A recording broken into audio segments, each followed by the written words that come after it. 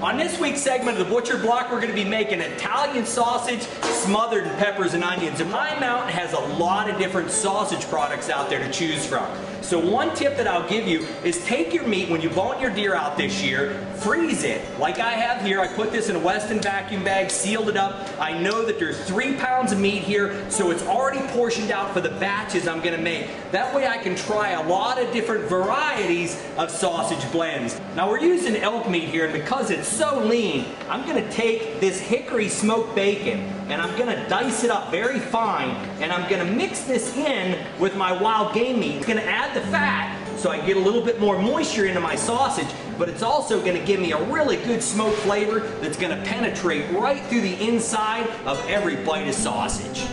Now I've already portioned out my seasonings. I'm just going to go ahead and spread it evenly across the top of my meat.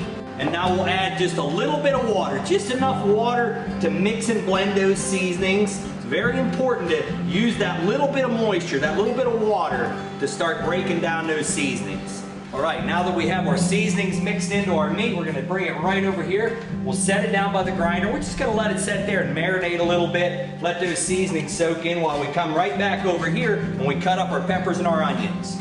Now we'll place our meat right up here in the hopper of our grinder and we're ready to grind.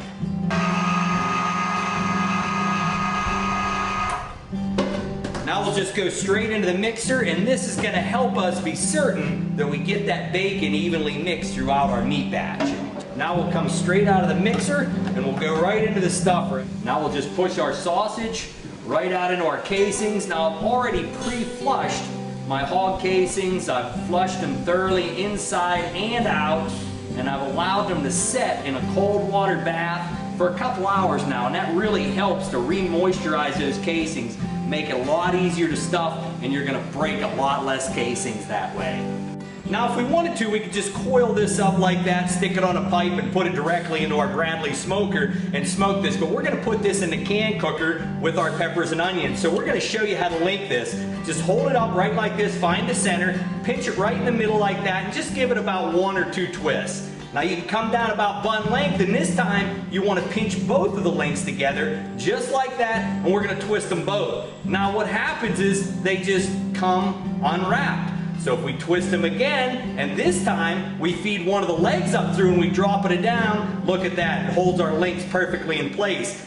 Now we've cut our links of sausage apart and we're ready to load up the Cancooker Junior. Now the first thing we're going to do is just place the rack right here in the bottom to keep our peppers and onions up off the bottom. We've already turned our heat source on real low, and we're going to take our peppers and our onions and we're going to put them right down into the bottom of the Cancooker Junior. Now we'll just lay our sausage links right on top of our peppers and onions.